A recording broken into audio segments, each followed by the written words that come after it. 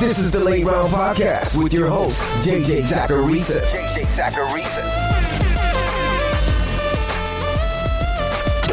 What's up, everyone? It's JJ Zacharisa, the editor-in-chief at FanDuel and at NumberFire.com, and this is episode 235 of the Late Round Podcast, one of the many shows that are part of the NumberFire Podcast Network. Thanks for tuning in. If you're a football fan, you probably didn't miss Antonio Brown's tweets and Instagram posts this week.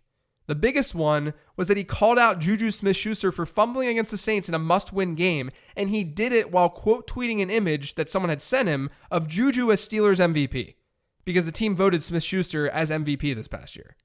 Now, I'm not bringing this up to talk about who's right and who's wrong. I certainly have my opinion on it, but I tend to shy away from that kind of stuff on the show to keep things concise and actionable. I'm bringing it up because I got a question from @PrivateParks on Twitter this week that said, does off-season drama ever affect your drafts and rankings? The whole AB tweet storm has me wondering about the impact it has on his relationship with teammates and the front office. Now, I tend to think that we'll make too big of a deal out of attitude-related things. Not because they don't matter, but because we never know when they actually do matter. Sometimes a player's feelings towards a team aren't even known until after the fact. And sometimes even when we know a player is disgruntled, they still produce. Where I'll change things more is if there's some sort of looming off-the-field issue that could get a player suspended. When it has to do with feelings, it's just too hard to measure the impact. And not only that, but with the AB situation in particular, everything seems positive on the Raiders front so far. I know his actions seem to tell us that a 180 could happen at any moment, but I probably wouldn't worry about this affecting his stats for redraft purposes. That's how I'll leave it with this Antonio Brown drama. Before we get to more questions on this mailbag show, I wanted to let you know that FanDuel's biggest baseball contest of the year is here. It's the World Fantasy Baseball Championship. If you think you have what it takes to finish at the top, head to FanDuel.com and qualify now to get a trip to the live WFBC Finals in San Diego, where you'll play for a share of $2 million. Eligibility restrictions apply. This first question's from @DynastyFF_Kyle. Who's your current rookie 101 and how far would they fall in your rankings if they land in the worst possible situation? So my current 101 is N'Keal Harry. He's got one of the more complete production and analytical profiles that we've actually seen in a while, so he's my 101. I'm definitely a believer that wide receiver talent can trump a bad situation more than running back talent, and I don't think it's that close. But there are situations for wide receivers that are far better than others. One place I don't want my favorite wide receivers to go is Baltimore. We know they were incredibly run-heavy with Lamar Jackson last year, and we know wide receivers in Baltimore suffered as a result. When Lamar Jackson took over in Week 11 last year, you guys, so from Week 11 through the end of the regular season, Baltimore Ravens wide receivers averaged 16.5 PPR points per game total. Before Jackson took over, that number was 38. Just for some perspective, across the entire season, Washington had the lowest PPR points per game average at wide receiver with about 23 points per contest. So Baltimore was more than 6 points worse than that with Lamar Jackson at quarterback. And 15 individual wide receivers had more points than the Ravens did as a team. So if N'Keal Harry goes to Baltimore, I know he's going to struggle to post fantasy points for at least the first year or two of his career. That all depends on how long Lamar Jackson is Baltimore's quarterback. That's going to push him back in my rankings pretty dramatically. Where I draft him, I have no idea. That's mostly because I'll need to know where other players land and what his ADP looks like for purposes of extracting value. But I can tell you that I don't want to draft Ravens wide receivers whatsoever. This next question's from @BillyMarshall54. Why do tight ends have such a late breakout age? So I talked about this before, but I've admittedly done a lot less work with tight ends as opposed to running backs and wide receivers. I focus a lot of my attention on backs and wideouts because they obviously mean a lot more in fantasy football. But I do think the answer to this question is that tight end is a complex position. It's why we see less of an impact from rookie tight ends too, at least compared to a position like wide receiver. Tight ends have to do more on a football field than a wide receiver does. They've got far more blocking responsibilities, but they still have to understand route running and be effective at it if they're going to be good pass catchers. So at a baseline level, that's really my guess as to why they break out later than wide receivers do, because they have to do more and learn more, and that takes time. This next question is from @FFPoolTsunami. The Godwin and Pettis hype is out of control, don't you think? How high could you see either player's ceiling in 2019? I actually got two questions that asked about Pettis and Godwin, so I figured I'd talk about it on today's mailbag. I don't really think that either player is getting hyped out of control. I think it's for good reason. Now, Godwin especially, he's locked into that number 2 role, and after I built my projections, he comes out right where his ADP is. As of right now, my projections have him at 76 receptions, 977 yards and about 6 touchdowns. There's nothing wrong with that. He's basically a low-end wide receiver too. Maybe some are drafting him a little bit higher than that, but I can at least understand it. I think with Pettis, we haven't seen the same type of production from him like we have with Godwin. But what we've seen is pretty damn good.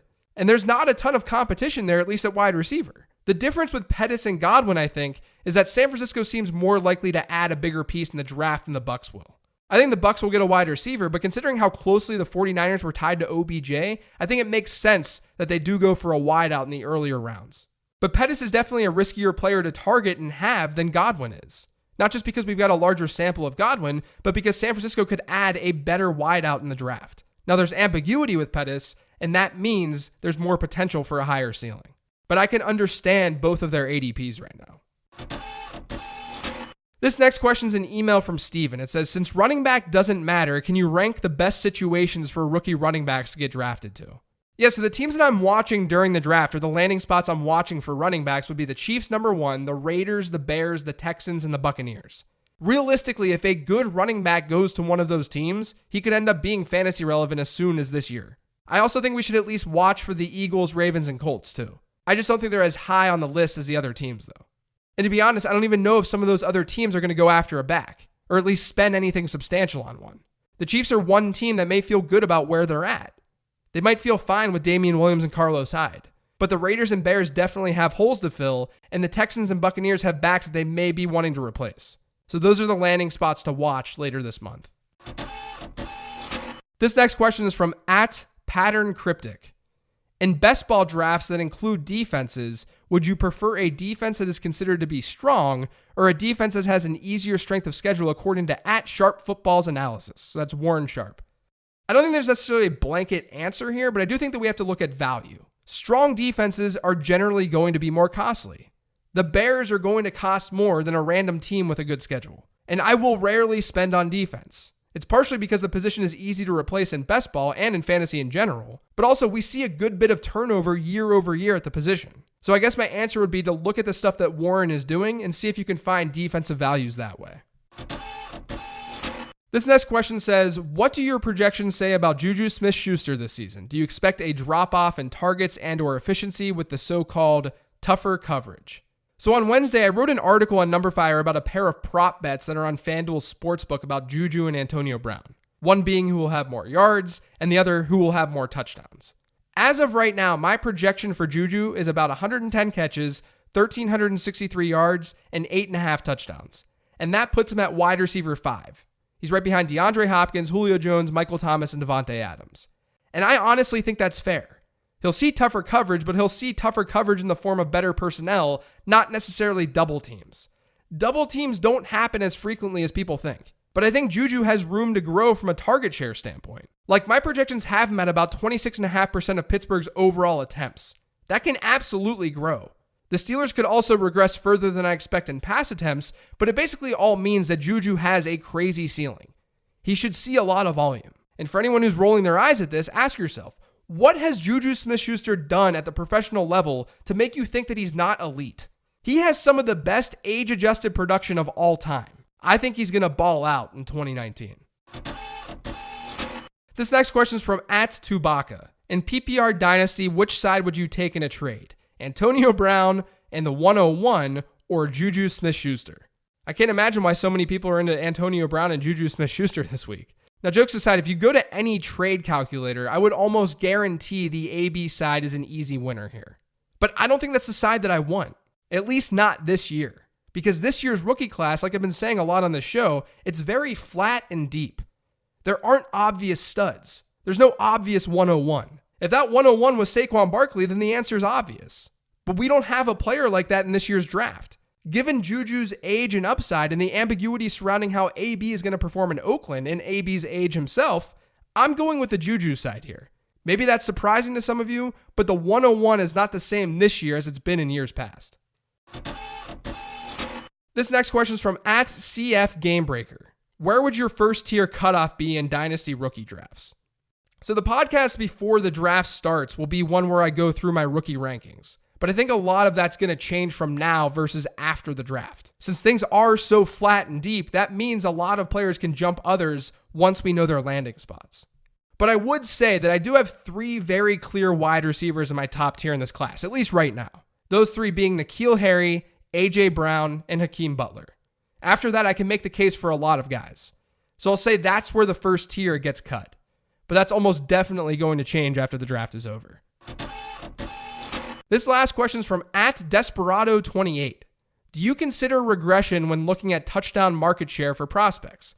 For example, someone like David Sills scored a touchdown on 23% of his receptions this year. I think this is a reason to look at more than just touchdown share when you're prospecting through numbers. Like, let's just use David Sills as our example. His final season touchdown share was 39.5%, which is well above average. But a model isn't just looking at touchdown share. So while he might look good there, he's getting dinged by a below average reception share and yard share. So if you have a model that involves at least those 3 categories, and let's say that you're looking at final season production, which you should weigh more than other seasons, then his touchdown share isn't going to make him look spectacular when it's not standing there alone. But it should also make you want to investigate further.